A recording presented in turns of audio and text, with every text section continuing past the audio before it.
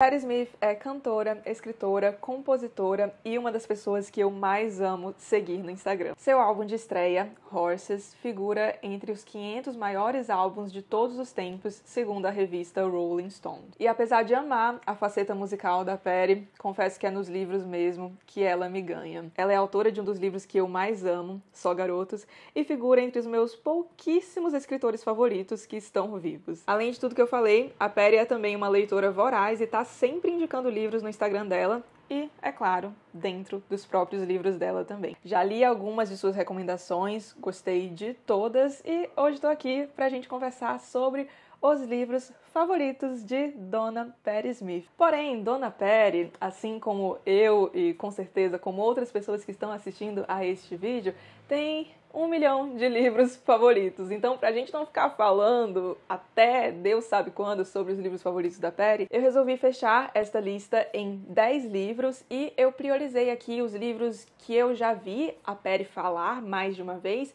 e livros para os quais eu vi não só ela citar, mas fazer comentários, e a gente vai trazer esses comentários aqui também. Então, sem mais delongas, bora para os favoritos de Patti Smith e começando com um livro que a marcou muito e que ela ganhou de presente de uma pessoa muito especial, Robert Mapplethorpe, que é Ariel, de Sylvia Plath. Sobre Ariel, Patti disse o seguinte: minha cópia de Ariel me foi dada quando eu tinha 20 anos por Robert Mapplethorpe.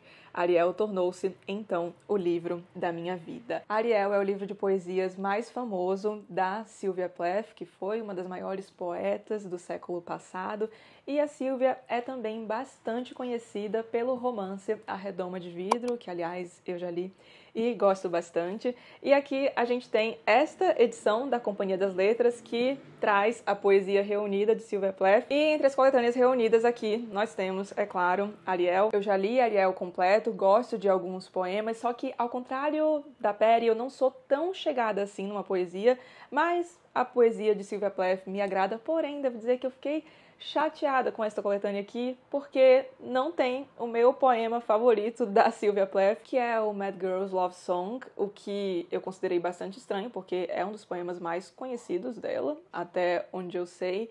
E sobre Sylvia Plath, eu queria dar uma dica. Eu sei, eu odeio, na verdade, ser a pessoa que vai falar isso, mas eu realmente acho que faz muita diferença ler no original. Por mais competente que seja a tradução, eu não estou aqui em posição de julgar a tradução, até porque nem sou tradutora, eu sempre sinto que poesia na tradução se perde demais, justamente porque a poesia costuma trabalhar com elementos que são mais intrínsecos à língua em que ela foi composta, né? E foi interessante observar isso com a poesia da Sylvia, porque aqui a gente tem uma coletânea que é bilíngue, então, primeiramente, o texto original é apresentado e ao lado você tem a tradução. E muitas vezes eu fazia o inverso. Eu lia primeiro o em português para depois ler o original em inglês. Eu lia em português e eu ficava, tá. E quando eu lia em inglês, ainda mais em voz alta, eu ficava, nossa, tem algo aqui, hein? Então aproveito para deixar essa dica aqui, mas caso você não seja muito da poesia e queira conhecer Sylvia Plath, recomendo que leia A Redoma de Vidro, mas assim como quase tudo da Sylvia Plath, eu recomendo que você leia num momento em que você esteja muito bem, porque os textos dela costumam ser bem pesados, assim como a trágica história de vida dela. O próximo livro é um dos poucos que não possuem tradução aqui no Brasil, e falo de After Nature, do V.G. Sebald, mas a gente consegue outras coisas dele aqui no Brasil, falamos sobre isso já já, mas fiquemos com o que Patti Smith diz sobre After Nature em seu livro Linha M, nas páginas 60 e 62. Houve uma época em que os 3 longos poemas desse livro fininho tinham um efeito tão profundo em mim que mal aguentava lê-los. Nem sequer entrava naquele mundo e era transportada a uma miríade de outros universos. Que entorpecente é esse livrinho. Absorvê-lo é presumir o processo do autor. Eu leio e sinto a mesma compulsão, o desejo de possuir o que ele escreveu, o que só pode ser conquistado escrevendo-o eu mesma. não é mera inveja, mas uma aceleração ilusória no sangue. Ela cita esse livro entre os livros que a fazem ter o impulso de escrever. E eu fui pesquisar um pouco mais sobre o livro e me pareceu muito interessante. Ele basicamente fala da relação entre homem e natureza, acompanhando 3 homens, são 3 textos distintos em um mesmo livro, e cada um fala de um homem diferente em épocas diferentes, sendo que o último deles é o próprio autor, V.G. Sebald. Apesar de a gente não ter After Nature por aqui, a gente tem outros vários livros do Sebald, e se você tem interesse em conhecê-lo, eu recomendo que você leia Austerlitz, para o qual a gente inclusive já tem resenha aqui no canal. O link estará na descrição. Antes da gente falar do próximo livro, queria falar sobre algo que eu li numa entrevista que a Patti Smith deu. A Patti era amiga pessoal de uma outra escritora que está entre as minhas favoritas, que é a Susan Sontag, e ela conta nessa entrevista sobre quando ela foi conhecer a biblioteca pessoal da Susan Sontag, que a Susan Sontag mostrou tudo, e a Patti disse que ficou abismada com o nível de organização, porque estava tudo separado por gênero, ordem alfabética. Ela disse que jamais conseguiria fazer isso, porque ela costuma ser mais caótica com a organização dela, mas ela disse o seguinte: apesar de eu nunca ter adotado o sistema de organização da Susan, ela recomendou que eu lesse mais autores alemães, e nós temos 3 autores alemães aqui nessa lista. E o próximo livro é de um autor alemão, a gente tem tradução, tem resenha aqui no canal, e é um livro que eu adoro e que fiquei muito feliz ao saber que Dona Patti gosta dele também, e estou falando de A Honra Perdida de Katharina Blum, do Heinrich Böll. Eu li este livro, se não me falha a memória, no primeiro ano de canal, que foi 2020, e eu amei. Este livro é extremamente atual, foi escrito em meados do século passado, mas permanece atualíssimo, porque aqui nós temos um caso de difamação e como a mídia acaba potencializando tudo isso, ajudando a espalhar as famigeradas fake news, que quando Heinrich Böll escreveu este livro não tinham esse termo, ainda essa alcunha, mas a gente consegue identificar muito bem o mesmo mecanismo neste livrinho maravilhoso. E sobre o livro, o que diz Dona Patti Smith? Gosto de Katharina Blum. Não sei dizer porquê, mas ela me fascina. Tendo lido este livro pelo menos 7 vezes e ainda não consigo entendê-la. Mas muitas vezes me pego pensando sobre ela. Ela é ela mesma. Uma garota comum que alguém poderia facilmente ignorar ao passar na rua, mas operando completamente e admiravelmente por conta própria, com vontade própria, amando quem ela ama. E aqui ela dá um baita de um spoiler, então a gente para por aqui. Mas acreditem, a leitura deste livrinho vale a pena, e se você quiser saber mais sobre ele, é só assistir a resenha que a gente tem aqui no canal, que também vai estar linkada na descrição para você. Saindo dos alemães, já já a gente volta para eles, mas vamos agora para o Japão com Haruki Murakami e seu Crônica do Pássaro de Corda. E este foi um livro que eu li puramente por influência da Patti. E foi logo depois de eu ter lido O Linha M, porque aqui ela rasga uma seda pro Murakami, mais especificamente para este livro. Bora ver aqui nas palavras dela. Eu ficava sentada na minha mesa de canto, não lendo nada a não ser Murakami. Só subia para respirar, ir ao banheiro ou pedir outro café. Caçando Carneiros foi logo seguido por Dance, Dance, Dance e Kafka Beira-Mar. Todos esses são livros do Haruki Murakami. Depois veio O Que Me Ganhou, Crônica do Pássaro de Corda, colocando em movimento uma trajetória incontrolável, como um meteoro arremetendo contra uma área deserta e inocente da Terra. Existem 2 tipos de obras-primas. Existem as obras clássicas, monstruosas e divinas como Moby Dick, O Morro dos Ventos Vivantes ou Frankenstein. Depois, há o tipo em que o escritor infunde uma energia viva em palavras que esfregam, torcem e penduram o leitor para secar. Livros arrasadores, como 2666 ou Mestre e Margarida. Crônica do Pássaro de Corda é um desses livros. Assim que terminei a leitura, fui imediatamente obrigada a ler o livro de novo. Uma das razões foi a de não querer sair de sua atmosfera. E aí ela começa a falar um pouco sobre o enredo aqui, em relação aos aspectos específicos, mas vou falar um pouco da minha experiência, então, de leitura com Crônica do Pássaro de Corda. Eu já havia lido 1 ou 2 livros do Murakami, eu não me lembro agora, porque além do Crônica do Pássaro de Corda, eu já li o do que eu falo quando eu falo de corrida, que eu amo, também tem vídeo pra ele aqui no canal, e O Romancista como Vocação, para o qual a gente, infelizmente, não tem vídeo aqui no canal. E ambos esses livros são livros de não ficção, enquanto Crônica do Pássaro de Corda é ficção. E eu tinha um pouco de dúvida se eu ia gostar da ficção do Murakami, porque eu já sabia que ele tinha muito dessa coisa de você não saber se é realidade ou se é fantasia, e é exatamente isso que a gente encontra em Crônica do Pássaro de Corda. E a freguesia do canal sabe que isso é algo que eu não costumo gostar tanto, mas que eu acho que funciona muito bem em Crônica do Pássaro de Corda. Acho que o Murakami trabalha isso tudo de uma maneira bem legal. A atmosfera do livro é realmente muito única. E o que a gente tem, afinal de contas? Nós temos o nosso protagonista, que é o Toru Okada, que é um homem jovem, casado, mas não tem filhos, e o gato dele some. E a narrativa se desenrola a partir do sumiço desse gato. Gente, sério, o que acontece a partir disso? Você lê o livro e você fica, meu Deus do céu, o que eu tô lendo? O que tá acontecendo aqui? E apesar de eu não ter ficado com o livro aqui na estante, o pessoal aqui da casa sabe que eu só mantenho na estante aquilo que eu não li ainda, e aquilo que eu li e pretendo reler um dia. E o Murakami não está aqui porque eu li e, ao contrário da Patti Smith, não tive vontade de reler. Primeiro, eu entendo perfeitamente o porquê de a Patti gostar tanto. E, apesar de não ter me apaixonado pelo livro, achei que a leitura foi bem válida. Eu acho que se você é a pessoa que costuma gostar de realismo mágico, ler Crônica do Pássaro de Corda vai ser uma boa. E também temos resenha pra ele aqui no canal. Inclusive eu devo mencionar nessa resenha que eu li Crônica do Pássaro de Corda por conta da Patti. E nesse trechinho que eu acabei de ler, vocês devem ter percebido que a Patti mencionou alguns livros, né? Então vamos falar deles porque foram livros que eu já vi a Patti citando mais de uma vez. Comecemos com um dos meus livros favoritos da vida, disparado, O Mestre e Margarida, de Mikhail Bulgakov. Eu amo isso aqui, literatura russa do mais alto nível, puro suco de literatura russa. Ai, eu amo. E sobre Bulgakov, olha o que Patti diz. Desde a primeira página, fui imediatamente seduzida, levando-me ao meu ano de leitura de Bulgakov, levando-me a me aventurar em Moscou para procurar os marcos do livro e o túmulo do autor, que fica a poucos passos do túmulo de Gogol.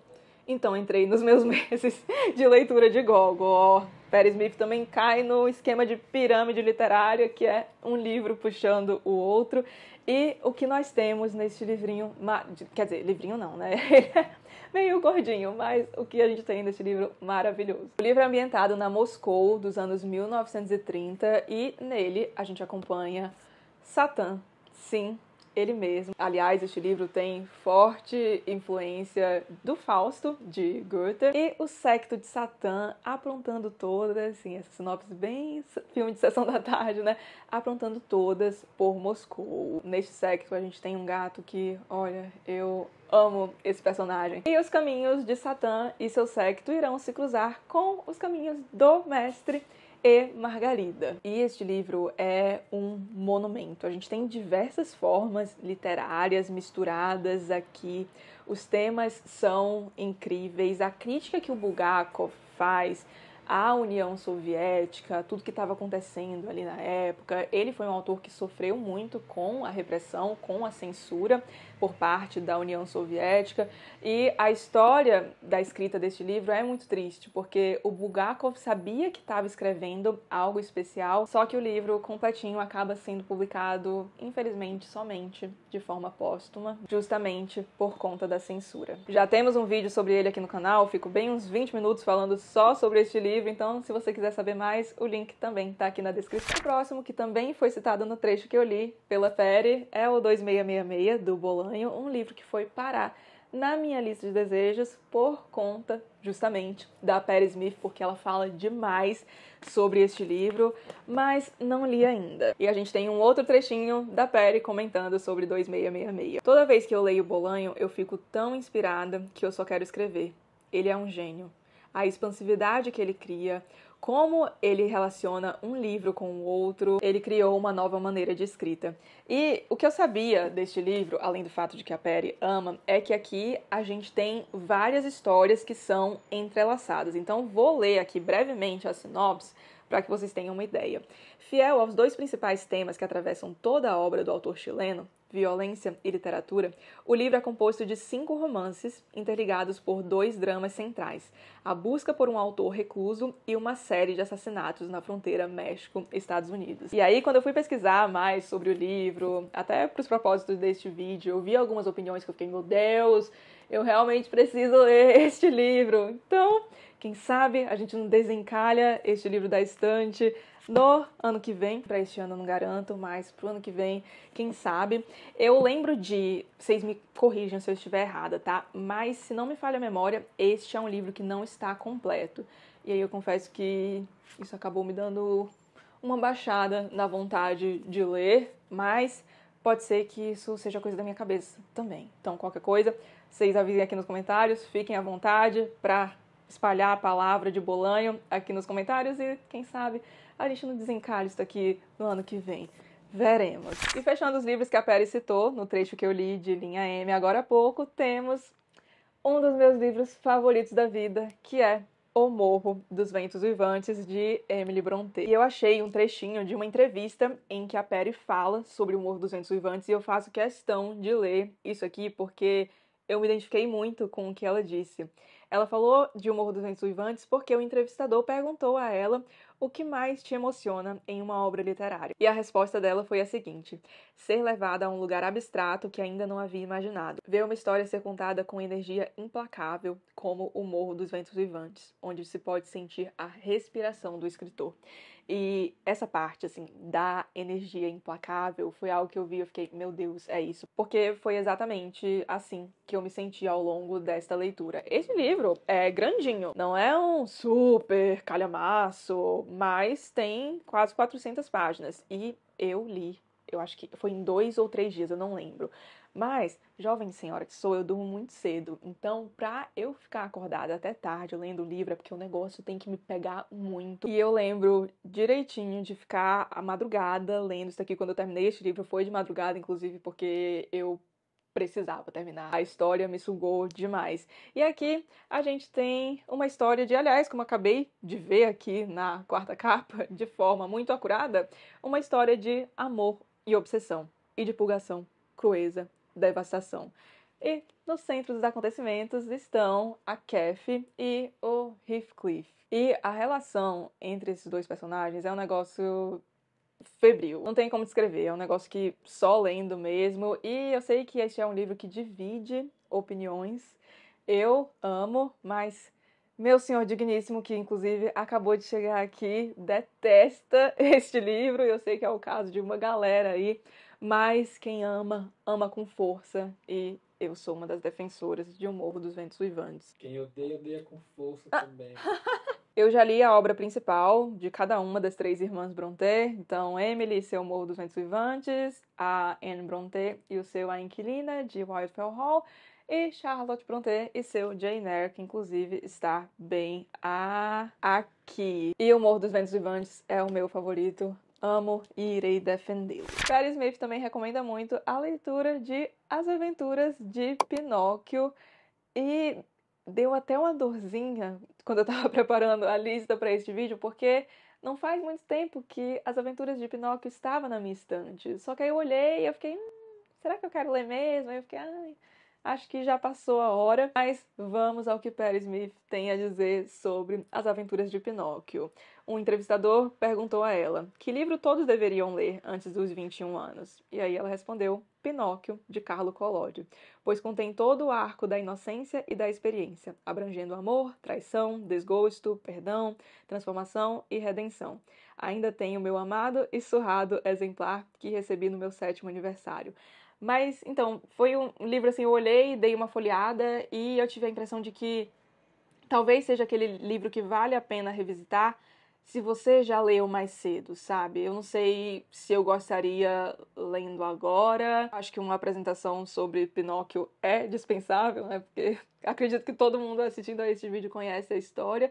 E eu gosto bastante da adaptação que a gente tem da Disney. E eu amei a que saiu mais recentemente, que foi a do Guilherme Del Toro. Sério, amei. Tá disponível na Netflix, não me falha a memória. Então, se você quiser conhecer a história de algum modo, gostei muito da adaptação do Del Toro. Vocês acham que vale a pena ler Pinóquio ainda, aqui beirando meus 30 anos?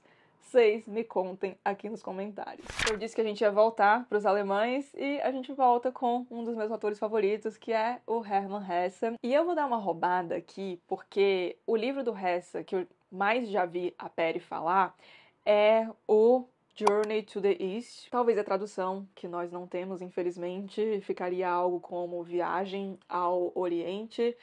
Só que ela também fala de um outro livro dele, que é um dos livros mais famosos do Hesse, e para esse a gente tem tradução, então eu resolvi dar uma roubada, colocar aqui o que eu mais a vi citar, que é o que a gente não tem, e um outro de que ela gosta bastante também, que é O Jogo das Contas de Vidro, que aliás eu devia ter pegado, inclusive ele tá na estante bem ali, mas estou preguiçosa, então eu vou colocar a capa aqui para vocês.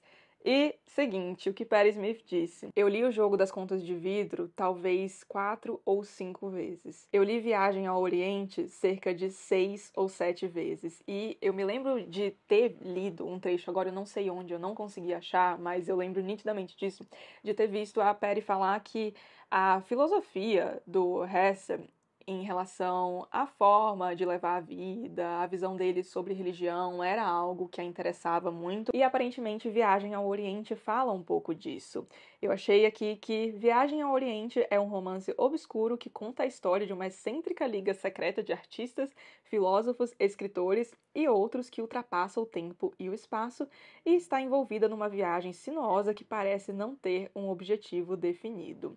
Em prosa fácil e intrigante, Viagem ao Oriente, aqui tradução livre minha, de Hermann Hesse, fala de uma jornada tanto geográfica quanto espiritual. Essa coisa do Oriente mais espiritual me fez lembrar de um livro que a gente tem publicado do Hesse aqui, que é esta coletânea chamada A Unidade por Trás das Contradições, Religiões e Mitos. Eu gostei muito deste livro, dá pra gente conhecer um pouco mais do pensamento do Hesse em relação à religião, que é algo que interessou muito a Peri, então se você tem curiosidade, recomendo a leitura. E adivinha, nós também temos vídeo para este livro aqui no canal, o link estará na descrição. E eu tenho muita vontade de ler O Jogo das Contas de Vidro, só que eu ouvi falar que é um livro mais puxado e que talvez seja bom ler quando você estiver numa fase legal da vida, sabe? Que parece ser aquele livro que dá uma baixada um pouco, então ele tá aqui esperando a sua vez. E vamos para o último livro da lista, que é um livro que eu tenho muita vontade de ler. A gente já teve publicação aqui, mas atualmente está esgotado, que é O Diário do Ladrão, de Jean Genet. E para este livro, a gente tem simplesmente uma resenha da Patti Smith, sim, uma resenha da própria Patti Smith, no Paris Review. Então eu vou deixar linkada aqui na descrição, caso você tenha interesse, vale a pena ler. E eu separei um trechinho específico para colocar aqui. Ela descreve O Diário de um Ladrão como a mais requintada obra de ficção autobiográfica de Genet. Ele é o observador transparente que recupera o sofrimento e a alegria de suas próprias loucuras, provações e evolução. Não existem máscaras, existem véus. Ele não recua. Ele extrai o nobre do ignóbil. Em Diário do Ladrão, Genet conta sua história. Não é uma história bonita, dessas que mascaram a realidade. Publicado clandestinamente em 1948 e depois uma edição censurada no ano seguinte, é a história de um ladrão pervertido e escandaloso em busca da redenção através da imersão no mal. Assumindo sem reservas a ética e a estética do vício, o protagonista conta os seus périplos por uma Europa decadente, entregando-se ao crime, à devassidão e à vagabundagem, enfrentando uma sociedade à qual não quer nem pode pertencer. E Susan Sontag é outra que fala muito bem deste livro, ou seja, acho que bom há de ser. E fica aí o aviso para as editoras, bora ver se rola republicar, né? Porque, pelo que eu vi, tá esgotado há um bom tempo por aqui e ele é muito bem recomendado. Então, editoras, por favor, tragam este livro de volta para o mercado. E assim encerramos os favoritos de Patti Smith. Me contem aqui nos comentários se vocês já leram algum desses livros ou alguns, ou se ficaram curiosos com relação a algum deles. E me contem aqui também qual o próximo autor que você queria ver neste quadro, porque nós já temos de Tolstói, agora Patti Smith. E o próximo que já está no forno, aliás, é o de Stefan Zweig, mas aceito mais sugestões de vocês aqui nos comentários. Se tiver gostado do vídeo, não esqueça de deixar um like e de se inscrever aqui no canal, caso não sejam inscritos ainda. Um grande beijo e até os próximos vídeos!